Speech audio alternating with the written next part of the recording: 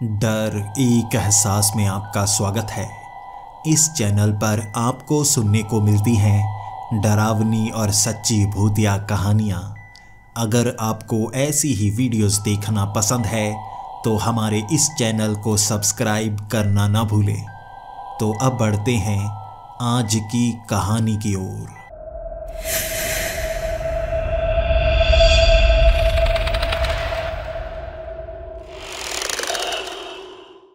Hello दोस्तों, मेरा नाम मानिक है और मैं मुंबई का रहने वाला हूँ। पेशे से मैं एक टैक्सी ड्राइवर हूँ और अब आपको लग रहा होगा कि मैं एक छोटा मोटा टैक्सी ड्राइवर हूँ।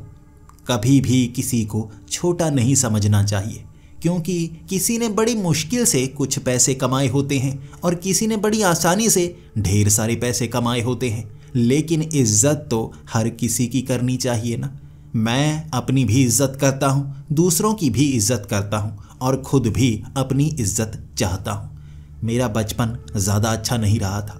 जब मैं 6 साल का था तब मैं अनाथ हो गया था और उसके बाद मुझे अनाथ आश्रम में भर्ती करवा दिया गया। और अनाथ आश्रम की ज़िंदगी ज़्यादा आसान नहीं होती, बहुत मुश्किलें झेलनी पड़ती हैं। लेकिन वहाँ मेरा एक साथी बन गया था, वो था उज्जवल। वो मेरे साथ रहता और इस तरह वहाँ पर भी हम मस्ती करते रहते। सच कहूँ तो अगर उज्जवल मेरे साथ ना होता, शायद अनाथ आश्रम में मेरी ज़िंदगी अच्छे से ना गुजर पाती। मैं वहीं पर 18 साल की उम्र तक रहा था, लेकिन उस समय मेरा साथ देने के लिए उज्जवल वहाँ से ना निकल पाया। जब मैं 18 साल का हुआ, मैं वहाँ से जाने वाला था और उसके 2 दिन बाद उज्जवल की मौत हो गई। वो भी उस अनाथ आश्रम से बाहर निकलकर अच्छी ज़िंदगी जीना चाहता था, लेकिन वो ऐसा कर ना पाया और मुझे इसका सबसे ज़्यादा दुख था। मेरा सबसे सच्चा दोस्त था वो। मैं उससे हर चीज़ शेयर किया करता था, लेकिन हर किसी की ज़िंदगी आसान नहीं होती। मैं डिप्रेशन में नहीं रहता था।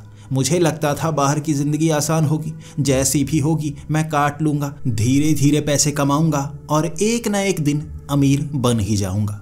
लेकिन उज्जवल डिप्रेशन में रहने लगा था।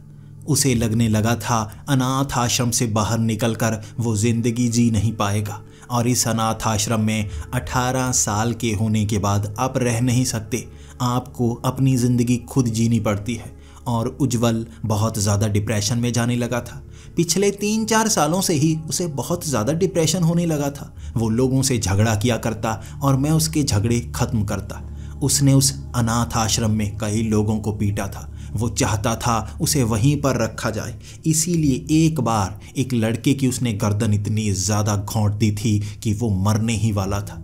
धीरे धीरे उसकी आदतें कैसे बदलती जा रही थी मैं समझ नहीं पा रहा था, लेकिन वो मुझे अपना सच्चा दोस्त माना करता था। मेरे साथ कभी झगड़ा नहीं करता था, चाहे कुछ भी हो जाए, हमें गाली गलौच हो जाए, लेकिन झगड़ा हम कभी नहीं करते थे, हाथापाई कभी नहीं करते थे। कभी कभी हम उस अनाथ आश्रम की पिछली उस दीवार से कूदकर बाहर भी निकला करते थे। बाहर की दुनिया अकेले देखने की कोशिश किया करते थे और रात के वक्त हम निकला करते, ऐसे इलाकों में जाया करते जहां बस्तियां थी और वहां पर जुर्म भी बहुत ज़्यादा हुआ करता था। एक बार मैंने देखा था उज्जवल को, वो एक लड़के को ऐसे पीट रहा था जैसे उसे जान से मार देना चाहता हो। मुझे नहीं पता उनके बीच क्या बात हुई, लेकिन वो बस उसे पीटता रहा और मुझे कहता रहा, तू भी हाथ आजमा ले। मैं किसी को मारना पसंद नहीं करता था। उसने पीट पीट कर उसे लगभग जान से मार दिया था और बहुत समय बाद हमें पता लगा था कि वो जिंदा बच नहीं पाया था। मैं इस घटना को किसी को बता तक नहीं सकता था, लेकिन मुझे लगता था शायद अनाथ आश्रम में वो धीरे धीरे डिप्रेशन में जाता जा रहा है, इसलिए ऐसी हरकतें कर रहा है। लेकिन 18 साल का होकर मैं तो बाहर निकल गया था। मैं एक छोटी सी दुकान में काम करने लगा था। मैं ढेर सारे पैसे कमाना चाहता था ताकि उज्जवल मेरा भाई बनकर हमेशा मेरे साथ रहे। लेकिन जेल में कुछ ऐसा हुआ जिस कारण उसकी मौत हो गई। मैं आज भी उस दुख को अपने दिल के अंदर लेकर घूमता हूँ कि मेरा इस दुनिया में कोई नहीं, एक ही था भाई जैसा दोस्त, वो भी मुझसे दूर चला गया। लेकिन अब क्या कर सकते हैं, ज़िंदगी आपको जीनी पड़ती है, इसीलिए मैंने ज़िंदगी को जीना शुरू कर दिया। धीरे धीरे अलग अलग काम करते हुए, कुछ पैसों को जोड़ते हुए मैं एक टैक्सी ड्राइवर बन गया और इसके बाद मेरी ज़िंदगी पलटना शुरू हो गई। आप टैक्सी चाहे दिन रात चलाते जाओ, पैसे कमाते रहोगे। किसी और काम में आपको ऐसा लगता है कि आपको उतने ही पैसे मिल सकते हैं। टैक्सी ड्राइवर जितनी मेहनत करता है उतने ज़्यादा पैसे कमा सकता है। और इस तरह मैं दिन रात टैक्सी चलाया करता था, बहुत कम सोया करता था और सिर्फ टैक्सी में ही सो जाया करता था। इस तरह सड़कों पे घूमते घूमते ढेर सारा पैसा कमाना चाहता था, लेकिन बाकियों की तरह मैं सेटल नहीं होना चाहता था। मैं हमेशा ऐसी ज़िंदगी ही ढूंढ रहा था जिसमें मैं दुनिया भर में घूम सकूं। आपको लगता है आप ज़िंदगी जी रहे हैं, आप ज़िंदगी जी नहीं रहे, काट रहे हैं। क्योंकि जो भी ऐसा काम करता है जो उसे रिपीट करना हो उसे काटना कहते हैं, जीना नहीं कहते। जो लोग यहाँ पर नौकरी करते हैं वो हर रोज़ सुबह काम पर निकलते हैं, फिर वापस आ जाते हैं, कुछ पैसों के लिए मरे रहते हैं। इसे काटना कहते हैं, जीना नहीं कहते। जीता मैं था, कुछ पैसों को संभाल कर रखता और उन पैसों से मैं अलग अलग जगह पर घूम कर आता। कई कहा करते थे घर ले लो, मैंने कहा नहीं, मैं किराए के मकान में ही खुश हूँ और जो पैसे जोड़ता हूँ उससे जीने की कोशिश करता हूँ। कई लोग मेरा मजाक बनाया करते थे, लेकिन मुझे इससे फ़र्क नहीं पड़ता था। मेरी किस्मत थी जिसे फ़र्क पड़ता था। अब मेरी इस कहानी के एक ख़ास किरदार की एंट्री की ज़रूरत है। वो है मेरी किस्मत। जब से मैंने होश संभाला है मेरी किस्मत बहुत अजीब रही है। कोई जब मेरे बारे में बुरा सोचता है उसको बुरी घटनाओं का सामना करना पड़ जाता है। शुरू से बताता हूँ, अनाथ आश्रम में कुछ ऐसे लड़के हुआ करते थे जो मुझे बहुत ज़्यादा परेशान करते थे। उसके बाद मेरी दोस्ती उज्जवल से हो गई। फिर अपने आप अपने कमरों में वो पिटे हुए पाए जाते।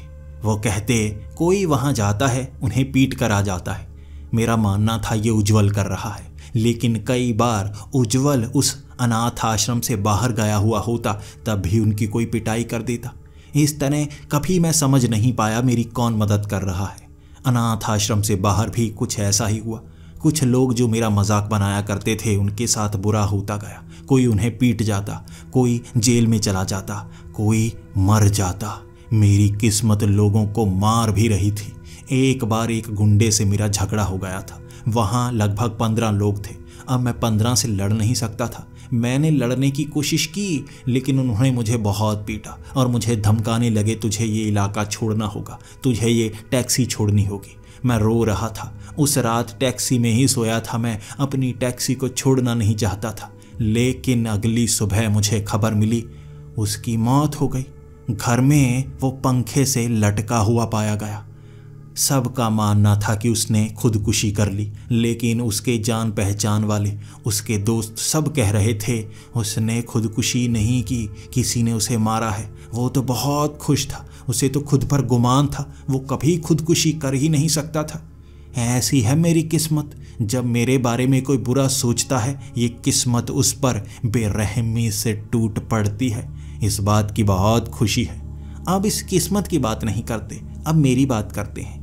इस बार भी मैंने लगभग 20,000 रुपए जोड़ लिए थे और मैं तमिलनाडु घूमना चाहता था। बहुत समय हो गया था, तमिलनाडु की कोई अच्छी जगह नहीं ढूंढी थी। मैंने इंटरनेट पर ढूंढना शुरू कर दिया, जितने जान पहचान वाले थे उनसे पूछना शुरू कर दिया और एक ऐसी जगह ढूंढ निकाली जिसे टूरिस्ट प्लेस कहा जाता था, और मैं कभी वहाँ पहले गया भी नहीं था। और इस बार पूरी प्लानिंग करके मैं उस तरफ निकल पड़ा। बस के सहारे वहाँ जाने वाला था मैं, और पूरे बजट का अनुमान लगा लिया था। अब फिर से अपनी किस्मत की कुछ बात बताता हूँ। मेरी किस्मत मुझे बहुत फ़ायदा पहुँचाती है। कई बार मुझे सिक्के नालियों में मिल जाते हैं, कई बार सोने की अंगूठियाँ मुझे सड़कों पर गिरी मिल जाती हैं, कई बार ऐसी जगह जहाँ पर कोई जाना नहीं चाहता मैं वहाँ चला तो जाता हूँ, मुझे वहाँ पैसे मिल जाते हैं, कीमती चीज़ मिल जाती है। इस तरह मेरा बहुत ज़्यादा फ़ायदा हो चुका है। मेरी किस्मत कमाल है, मुझे धनवान बनाने पर चली हुई है। इसीलिए मैं कहता हूँ ना, जब कोई ऐसा इंसान जिसकी आंखें ना हो, समझो किसी को सुनाई नहीं देता, किसी की एक इंद्री खराब हो जाए तो उसे दूसरी इंद्री और अच्छे से काम करने वाली मिलती है। मुझे लगता है मैं अनाथ हूँ, मेरा कोई भी भला करने वाला नहीं है, इसलिए भगवान ने मुझे एक नई चीज़ दी है, किस्मत, जो अपने आप मेरा भला करती चली जाती है। मैं बहुत खुश हूँ, कभी भी मैं मुसीबत में नहीं पड़ता। जब भी मुझे पैसों की कोई मुसीबत होती है, अपने आप जैसे मुझे पैसे कहीं ना कहीं गिरे हुए मिल जाते हैं। मुझे ज़िंदगी में 50 से ज़्यादा बार गिरे हुए पर्स मिले हैं, किसी में 5,000, किसी में 10,000। कोई मेरी बात पर यकीन नहीं करेगा, हर कोई कहेगा मैं झूठ बोलता हूँ, लेकिन ऐसा नहीं है। सच में मुझे गिरे हुए पैसे मिलते हैं, ये मेरी किस्मत करती है और मैं उन पैसों का इस्तेमाल करता हूँ, बहुत खुश रहता हूँ। मैं बस के सहारे अपनी उस टूरिस्ट डेस्टिनेशन पर पहुँच गया था और वहाँ जाकर मुझे सबसे सस्ता होटल बुक करना था। मैंने ऑनलाइन बुक नहीं किया और मुझे पता चला ये तो सीज़न है, यहाँ पर सबसे महंगी होटल मिलते हैं। अब मैं क्या करता? मैं हर बार की तरह ऊपर की तरफ चेहरा करके भगवान से मांगने लगा था, हे भगवान मेरी मदद कर। मैं कोई अच्छे से होटल में कभी गया ही नहीं, कभी मैंने 3 स्टार होटल का कोई कमरा कभी बुक नहीं किया। इस बार करा दे भगवान, इस बार करा दे, मेरी किस्मत चमका दे। हर बार मैं ये कहा करता था और भगवान मेरी मदद करता था। इस बार अंधेरा हो चुका था, मैं गलियों में ढूंढ रहा था कोई सस्ता सा होटल। भगवान ने मदद की ही नहीं थी, किस्मत चमकी ही नहीं थी और वहाँ पहले बहुत भीड़ थी। धीरे धीरे वहाँ कम लोग होने लगे और एक खाली सड़क पर गिरा हुआ पर्स मिल गया और उसे देखते ही चेहरे पर मुस्कुराहट आ गई। अरे ये किसका पर्स है? जैसे ही मैंने पर्स उठाया, हर बार की तरह उस पर्स में ना कोई आइडेंटिटी कार्ड था, ना कोई और चीज़ थी जिससे मैं उसके मालिक की पहचान कर पाता। मैं हमेशा अच्छा बनना चाहता हूँ। अगर उसमें कोई आइडेंटिटी कार्ड होता तो मैं उस एड्रेस पर पहुँचा देता इस पर्स को। इन पैसों को भी खुद नहीं रखता, शायद वो इनाम के तौर पर कुछ पैसे मुझे दे देता, लेकिन इसमें कुछ नहीं है। मैं 15 मिनट तक वहीं पर खड़ा रहा था, इंतज़ार करता रहा था, कोई ना कोई तो आएगा, कोई नहीं आया। अब भगवान ने दिया है पर्स तो इस्तेमाल करूँगा। मैंने पर्स खोला, उसमें 30,000 रुपये कैश थे, 2-2 हज़ार के नोट थे और मैं खुश हो गया। यार भगवान ने 3 सितारा होटल नहीं 5 सितारा होटल का इंतज़ाम किया है। मैं एक होटल देख कर आया था, वो बहुत अच्छा था, 5 स्टार होटल था। बाहर से पहले मुझे पहचान नहीं हुई कि 3 स्टार होटल कैसे होता है, 5 स्टार कैसा होता है। मैं तो पूछने के लिए चला गया कितना महंगा है और उन्होंने बता दिया था कि ये 12,000 रुपये पर नाइट का कमरा है। मैं इसे सुनते ही घबराहट में बाहर निकल आया था। इतने पैसे कहाँ दे पाऊँगा? इतने में तो इतने दिन पूरा किराया, खाना पीना सब कर सकता हूँ। काश भगवान मेरी मदद करे। अब भगवान ने मदद कर दी। 3 रातें यहीं पर गुजारूंगा। मैं सीधा पहुँच गया उस 5 स्टार होटल में। उनसे 30,000 में 3 रातों की बात कर ली और मैं बहुत ज़्यादा खुश। अब उन्होंने मुझे कमरा नंबर 13 दिया था और ये रात अमावस की थी। मुझे अमावस की रातें बहुत ज़्यादा पसंद हैं। इस बार मैं छत पर चढ़ा हुआ था। यहाँ रूफ टॉप गार्डन बनाया गया था। अब मुझे समझ में आया 5 स्टार होटल में क्या क्या चीज़ें मिलती हैं। कोई मौजूद नहीं था यहाँ पर। कई जगह पर लाइट्स लगी हुई थी, मैंने वो लाइट्स बंद करवा दी। ये अमावस की रात भी थी। मेरे दोस्त उज्जवल का जन्मदिन भी था। आज ही के दिन वो जन्मा था, उसे याद था, लेकिन मुझसे वो दूर हो गया। उसका जन्मदिन हर साल मनाता हूँ, इस बार कुछ अलग होने वाला था। मैंने एक छोटा सा केक मंगवाया। अब 5 स्टार होटल में आप सस्ती चीज़ें भी मंगवा सकते हैं। अब ये तो कॉम्प्लीमेंट्री मिल गया। उनका मानना था कि मेरा जन्मदिन है, मैं अपना केक काटना चाहता हूँ, तो उन्होंने मुफ्त में दे दिया। मेरी किस्मत। अब मैं ऊपर बैठा हुआ था, सबको वहाँ से भेज दिया। मैंने कहा मैं नीचे जाकर ही जो खाना है वो खाऊंगा। ऊपर केक रखा, 2 मोमबत्तियाँ रखी, हाथ में प्लास्टिक का चाकू और टेबल पर मैं वो चाकू मारने ही वाला था। अचानक हवा चली, वो मोमबत्ती बुझ गई। पहले एक मोमबत्ती बुझी, अब दूसरी तरफ से दूसरी मोमबत्ती बुझी। एक पल के लिए पूरी तरह से घुप अंधेरा हो गया था। एक दूर का बल्ब था जिस कारण यहाँ रोशनी हो रही थी। जल्दी से मैंने माचिस से एक और तीली जलाई, फिर से 2 मोमबत्तियों को जलाया। मैं फूंक मारूंगा ना, अपने दोस्त का जन्मदिन मैं मनाऊंगा। लेकिन मैं उन 2 मोमबत्तियों को जलाने के बाद फूंक मारने वाला था, फिर से हवा चली, दोनों मोमबत्तियां बुझ गई। ऐसा लग रहा था जैसे आसपास कोई पेड़ तक ना हिला हो, कोई पौधा तक ना हिला हो, वो गमलों वाला सिर्फ मोमबत्तियों पर हवा टकराई हो और वो बुझ गई। अब मुझे थोड़ा थोड़ा डर सा लगा था। मैंने फिर से मोमबत्तियां जलाई और जैसे ही मैं फूंक मारने लगा वो मोमबत्तियां अपने आप बुझ गई और मैं डर कर उठ खड़ा हुआ और भागता भागता उन वेटर्स के पास गया। अब उन्हें क्या बताता, मोमबत्तियां अपने आप बुझ रही हैं। मैं उस केक को भी हाथ में पकड़कर भागता हुआ इस तरफ आया था।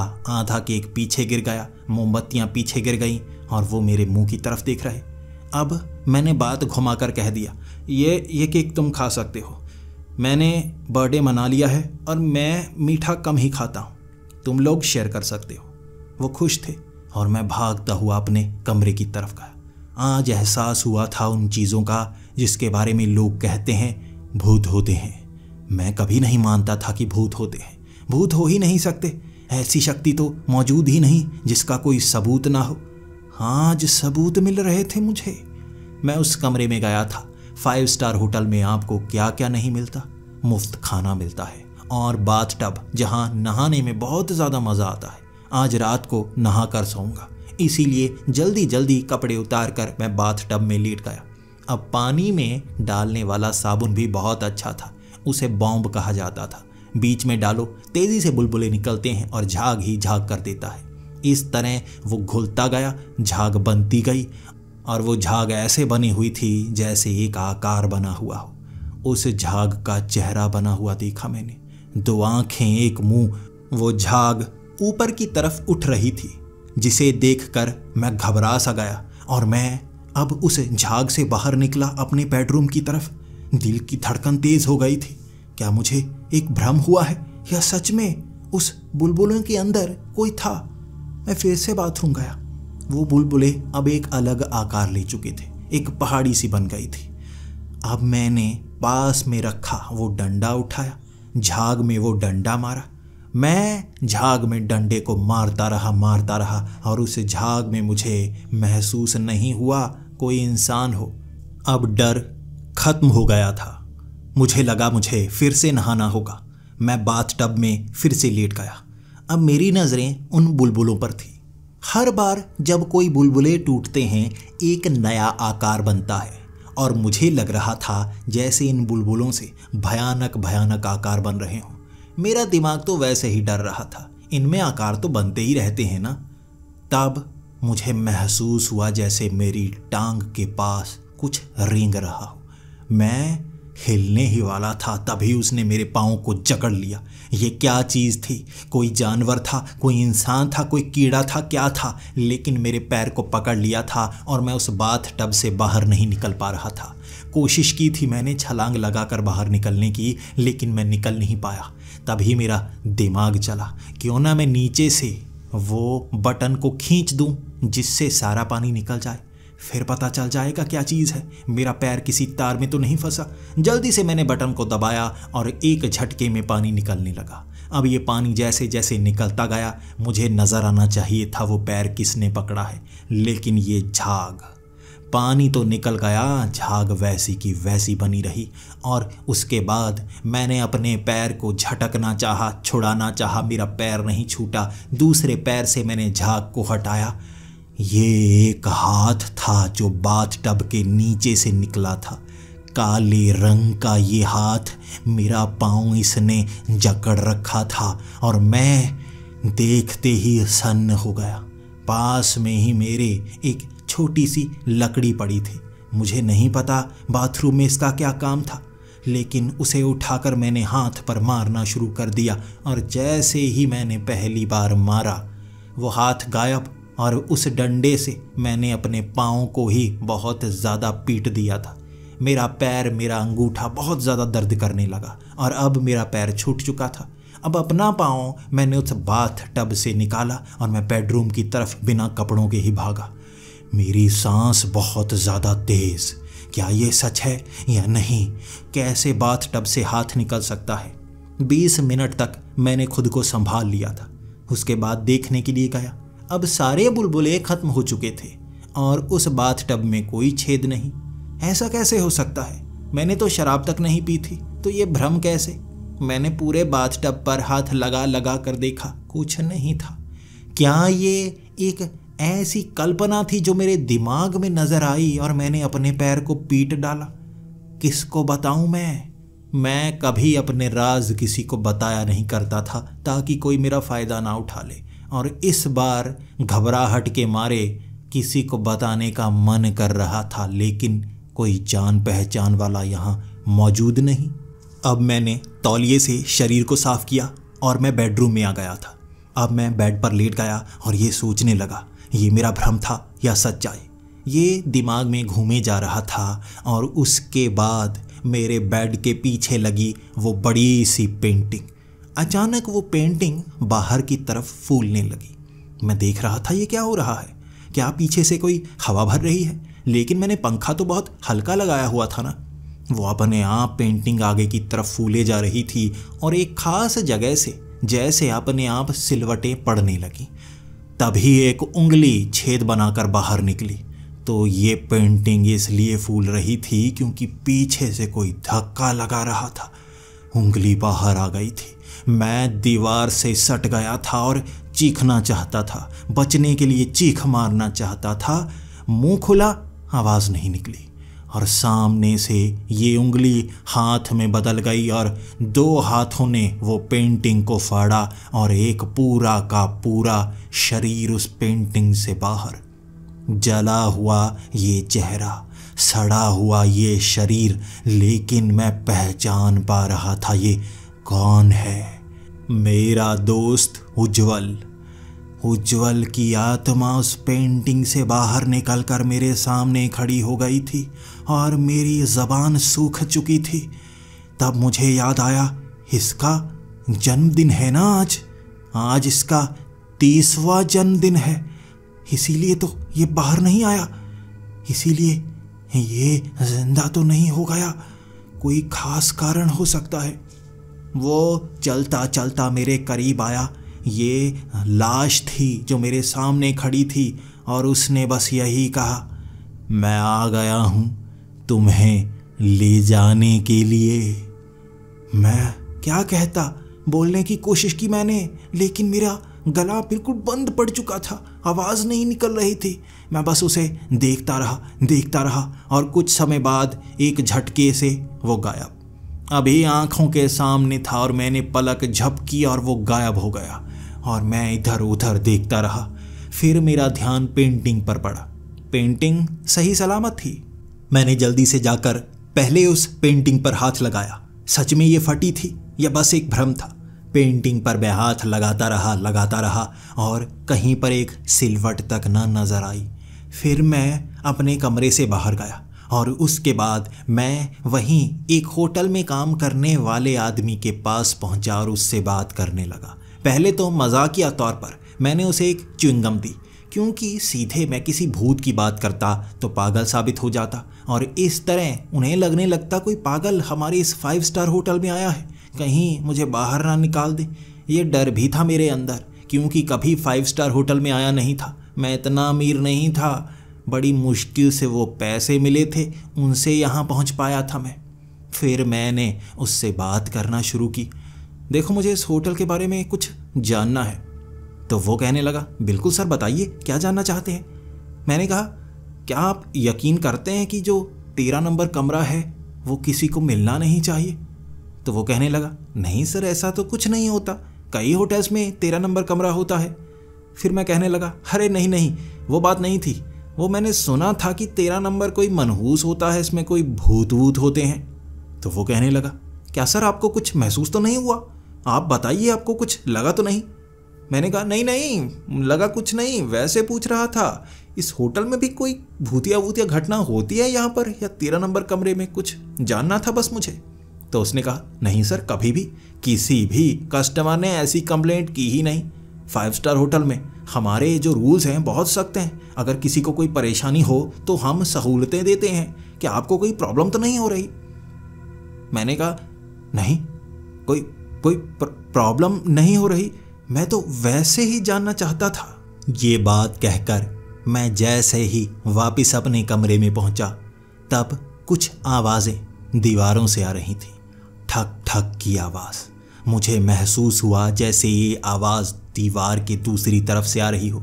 फिर मैं बाहर गया। अब ये 14 नंबर कमरा था।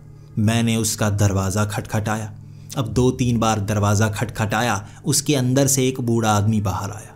फिर मैं उससे कहने लगा, देखिए भाई साहब, आपको भी वो आवाज़ सुनाई दे रही है जो दीवार में आ रही है? क्या आपकी तरफ से कोई दीवार पर मार रहा है?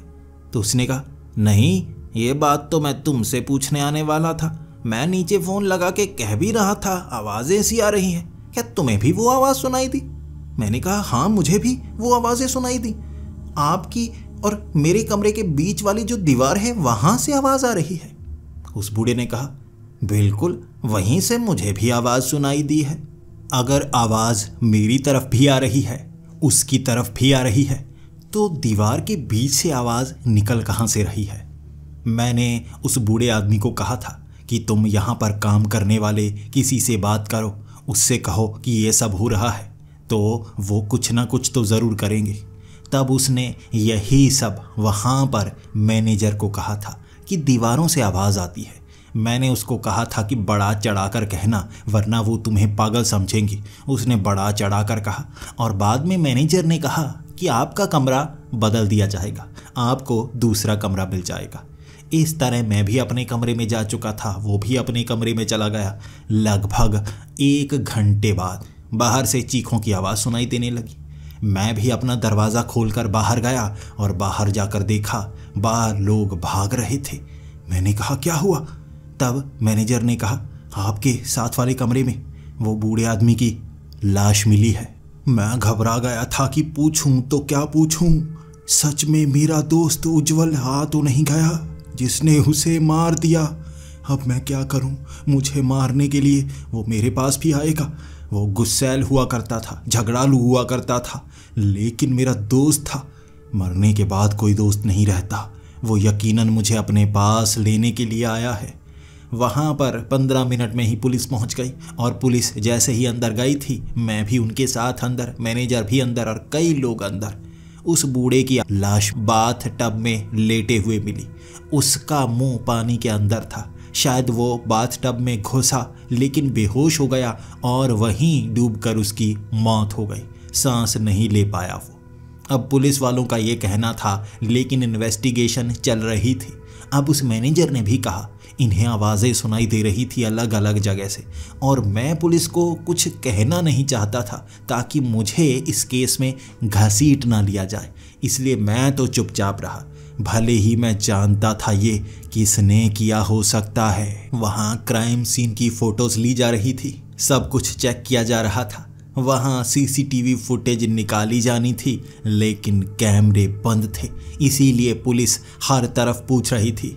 हर कमरे में कौन रह रहा था उससे पूछा जा रहा था। मुझसे भी सब कुछ पूछा गया। भूत की बात के सिवा मैंने सब कुछ बताया। वो आवाज़ें मुझे भी सुनाई दे रही थी। मैंने कह दिया कि उस तरफ से भी आवाज़ें आ रही थी। तब वो चेकिंग करने लगे। इस तरह मेरी जान छूटी थी, लेकिन ये खौफनाक रात खत्म होने का नाम नहीं ले रही थी। अब चुपचाप मुझे अपने कमरे में आना था और अपने कमरे से ही तो मुझे डर लग रहा था। मैं अपने बेड के करीब गया और एक दीवार से सटा हुआ काले रंग का आदमी नजर आया जिसकी पीठ मेरी तरफ थी। जल्दी से उसने मुंह घुमाया। मेरा दोस्त उज्जवल, उसका वो भूतिया चेहरा मैं भूल नहीं सकता।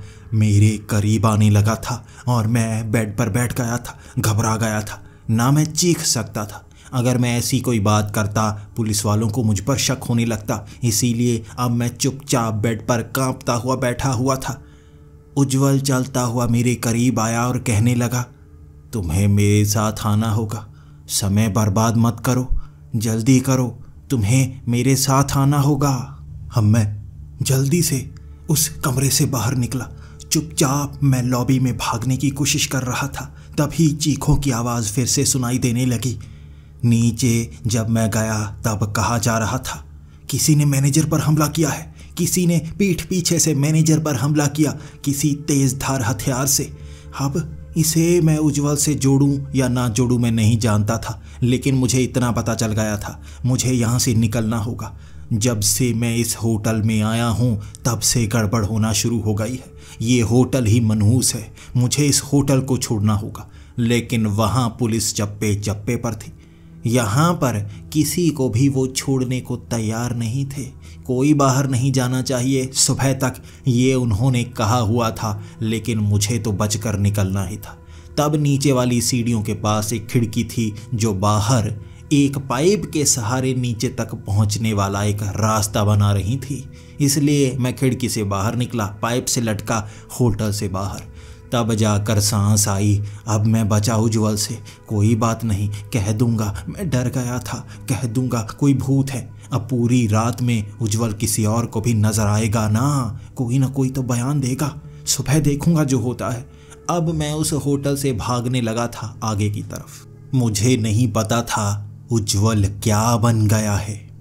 मुझे वहां भागते हुए पास में कई पेड़ मिल रहे थे। मैं शहर से बाहर निकलना चाहता था, लेकिन इस छोटे से जंगल के अंदर कई पेड़ों के पास मुझे उज्जवल खड़ा हुआ मिला। वो बस मुझसे यही कह रहा था, तुम्हारे जाने का समय आ गया है, समय बर्बाद मत करो, तुम समय बर्बाद कर रहे हो, बेवजह समय बर्बाद कर रहे हो। मैं उसकी बात नहीं मान रहा था। मुझे उसके पास जाने में कोई खुशी नहीं है। मैं मरना नहीं चाहता, जैसे वो मरा वैसे नहीं मरना चाहता मैं। मेरा दोस्त भले ही है वो, लेकिन मुझे उससे दूर भागना होगा। मैं उससे दूर भाग रहा था और आगे मुझे एक आदमी मिला। ये हट्टा कट्टा आदमी था जो छिपकर अंधेरे में एक टॉर्च से पेड़ को काटने की कोशिश कर रहा था। यकीनन यहाँ से पेड़ चुराने की कोशिश कर रहा होगा। मैं जैसे ही उससे टकराया, मुझे लगा इसको मेरे बारे में कुछ पता नहीं होगा, शायद ये मेरी कोई मदद करे। मैं जैसे ही उससे टकराया वो घबरा गया, उसने चाकू निकाल लिया। लेकिन मैं उसे समझाते हुए, देखो देखो, मैं तुम्हें कुछ नहीं कहने वाला, मैं खुद परेशान हूँ, एक भूत मेरा पीछा कर रहा है, भूत से मेरी मदद करो, वो मेरे पीछे है, मुझे मारना चाहता है। तब वो कहने लगा, कौन हो तुम, सच बताओ, यहाँ मुझसे क्यों टकराए, यहाँ इस जगह रात को क्या कर रहे हो? तो मैंने उसको साफ साफ कह दिया, होटल से भागा हूँ, एक भूत मेरा पीछा कर रहा है, वो मुझे आज रात मार देगा, बचा लो मुझे। तब उसने कहा था, सच बता रहे हो ना, सच बोल रहे हो ना? मैंने उसे इशारा किया, वो पेड़ के पास देखो, वो देखो उज्जवल, मेरे दोस्त की आत्मा। वो देखता रहा, उसे किसी तरफ कोई नज़र नहीं आ रहा था। उज्जवल सिर्फ मुझे दिख रहा था और मैं जानता था उन लोगों पर हमला करने के पीछे उज्जवल ही है। तब उसने अपना सारा सामान रखा, अपनी जेब से एक तावीज़ निकालने लगा। उसने वो तावीज़ मेरी कलाई पर बांध दी। सामने मुझे उज्जवल मेरी तरफ भागता हुआ नजर आ रहा था। उस आदमी ने मेरी कलाई पर जैसे ही वो तावीज़ बांधी, मैं पीछे गिर गया और उज्जवल ने हमला किया उस तगड़े आदमी पर। उसके पास जो चाकू था उसने सब कुछ नीचे रख दिए थे और उज्जवल ने वो चाकू उठाया और उसके गले को रेत दिया। उसने सर को धड़ से अलग कर दिया था मेरे सामने और उस चाकू को मेरे करीब लेकर आया और कहने लगा, समय बर्बाद मत करो, तुम समय बर्बाद कर रहे हो, जाने का समय आ गया है, समय बर्बाद मत करो। उसकी वो बात रिपीट पर लगी हुई थी, वो बस यही कहे जा रहा था और मैंने फिर से भागना शुरू कर दिया। मुझे लग रहा था वो तावीज़ मेरी मदद करेगी, लेकिन क्या सच में तावीज़ मदद कर सकती है? मुझे इस सवाल का जवाब चाहिए था। आधी रात थी और मैं पागलों की तरह जंगल में भाग रहा। मैं ऐसे भाग रहा था जैसे मौत मेरे पीछे हो। कदम रुकेंगे मेरे और मौत मुझे दबोच लेगी अपनी उंगलियों में। अब उस जंगल में मैं भटकता जा रहा था। आगे वो गांव दिखा मुझे और गांव के बाहर एक आदमी बीड़ी जला रहा था। मैं उसकी तरफ भागता उससे पहले ही उज्जवल की आत्मा जैसे उसमें आ गई हो। वो खड़ा हो गया था, उसकी आंखें पूरी तरह से लाल थी। वो मेरी तरफ देख रहा था और मेरी तरफ वो एक तेज धार लकड़ी के टुकड़े को लेकर भागना शुरू हो गया। मैं आगे आगे भागता गया, वो मेरे पीछे पीछे। आज लग रहा था मौत मुझे अपने आगोश में लेने वाली है, लेकिन मेरी किस्मत मुझे बचाने पर आतुर थी। मैं एक पेड़ के पास घूमा ही था कि वहाँ एक पेड़ ऊपर से कटा हुआ था जो बड़ा नुकीला सा बना हुआ तभी उज्जवल की आत्मा उस शरीर को शायद कंट्रोल नहीं कर पाई। वो आदमी का पैर फिसला और उसके पेट में वो लकड़ी का हिस्सा घुस गया।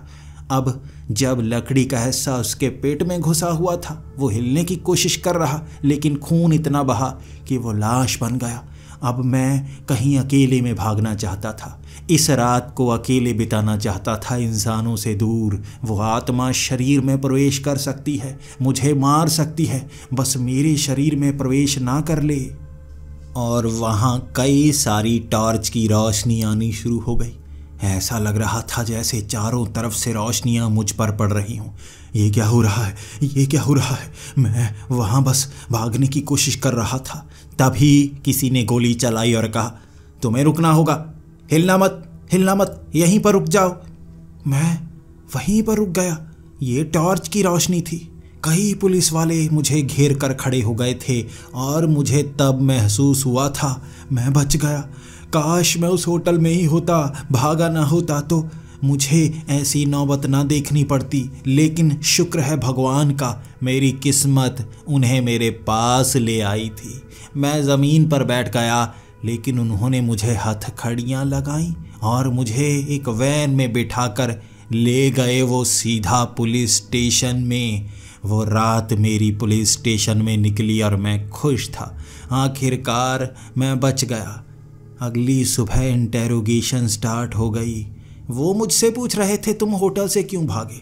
और मैंने एक एक करके बताना शुरू कर दिया। मैं झूठ नहीं बोलना चाहता था। फिर मैं सच बताता गया। ऐसे उस होटल में आत्मा नजर आई जो मेरा पीछा करने लगी। उसके बाद क्या क्या हुआ, कैसे कैसे हुआ, सब कुछ बताया मैंने। और डीएसपी मेरे सामने बैठे हुए थे। इंटेरोगेशन रूम के सारे तरफ की दीवारें काले रंग के शीशों में जैसे बंद थी। ज़रूर बाहर से कोई देख रहा होगा। उन्होंने मुझसे शुरू से पूछना शुरू किया, क्या है तुम्हारी आदतें? तुम्हें गुस्सा आता है या नहीं? भूत प्रेत पर तुम कब से यकीन करने लगे? और मैं एक एक करके शुरुआत से बात बताता गया। कौन था उज्जवल? मेरे साथ अनाथ आश्रम में रहा करता था। कैसे वो मरा, उसके बाद मैं बाहर साधारण ज़िंदगी जीने लगा। लेकिन मेरे पास ठीक ठाक पैसे थे, मैं कमाया करता था। उस पुलिस वाले ने कहा, पूरी बात बताओ, तुम्हारे पास वो पैसे कहाँ से आ रहे थे जिससे तुम घूम फिरा करते थे? मैंने कहा, हाँ, मैं कमाता भी था। मुझे पर्स मिला करते थे, गिरे हुए। कई जगह पर पर्स गिरे हुए मिलते। इस तरह वो सारी कहानी मैंने शुरू से बिल्कुल वैसे सुनाई जैसे आपने सुनी, पूरी की पूरी कहानी वैसे। लेकिन मुझे हथकड़ियाँ डालकर जेल की तरफ ले जाया जा रहा था, क्योंकि वो मुझ पर यकीन नहीं कर रहे थे। करते भी कैसे? जैसे मैंने आपको कहानी सुनाई वैसे उनको कहानी सुनाई थी। आपको मुझ पर यकीन है, मैं सच ही बोल रहा था। मुझे अनाथ आश्रम में ही बहुत ज़्यादा गुस्सा आया करता था। किस पर निकालता मैं गुस्सा? मुझे हमेशा से दुनिया पर गुस्सा था। मुझे अनाथ क्यों बनाया गया? मेरे माँ बाप पर हमला किसने किया था? कोई था जो घर में घुसा था और मेरे माँ बाप की गर्दन पर किसी ने चाकू काट दिया था? ये मैं था, 6 साल का। मेरे दिमाग से शुरू से कुछ ना कुछ निकलता रहता है। मैं खुद को रोक नहीं पाता। अपनी माँ बाप की गर्दनों को रेत डाला था मैंने, और उसके बाद उस अनाथ आश्रम में मैं पहुँच तो गया, लेकिन मुझे अच्छा नहीं लग रहा था। मैं जब तक किसी जानवर को काटता नहीं, मुझे मज़ा नहीं आता था। अनाथ आश्रम में पीटना बहुत अच्छा था। कई बार मैं इतना पीट देता था कि कुछ मरने वाले हो जाते थे। हर बार मैं मुंह ढक कर करता, पहचान नहीं बताना चाहता था। लेकिन मेरा दोस्त उज्जवल हर बार इल्ज़ाम खुद पर ले लेता। हर कोई उसे कहते कि ये बड़ा होकर गुंडा बनेगा, गुस्सैल है ये। लेकिन वो मुझसे बहुत प्यार किया करता था। जब मैं अनाथ आश्रम से निकलने वाला था, मैं नहीं जानता था मैं कहाँ जाऊँ। मैं चाहता था मेरा दोस्त भी मेरे साथ जाए, लेकिन वो बाहर आ नहीं सकता था। उसे अभी 6 महीने लगने वाले थे और वो मुझसे दूर जाना चाहता था। उसका मानना था खुले आसमान में इस दुनिया में मुझे रोकने वाला कोई नहीं होगा। मैं क्या क्या कर सकता हूँ उसे पता था और मुझे डर था वो सबको बता देगा। इसीलिए मैं उस अनाथ आश्रम में रात को गया था। उसे पकड़कर कुर्सी से बांधा था। दोस्ती में वो कुर्सी पर भी बैठ गया, मुंह पर टेप भी लगवा ली और उस पर पेट्रोल ओढ़कर उसे जिंदा जला दिया था मैंने। उसके बाद मेरी ज़िंदगी आसान हो गई। टैक्सी चलाया करता था मैं, लेकिन कम पैसों में किसका घर चलता है। गुस्सा कंट्रोल नहीं होता था मुझसे। जब सड़क पर घूमता कोई अकेला नज़र आता, मैं देख लेता उसके पास कितने पैसे हो सकते हैं। उसे वीराने में मारना बहुत आसान होता। उसके शरीर को वहीं मिट्टी में दफन कर देता और वो गुमशुदा हो जाता।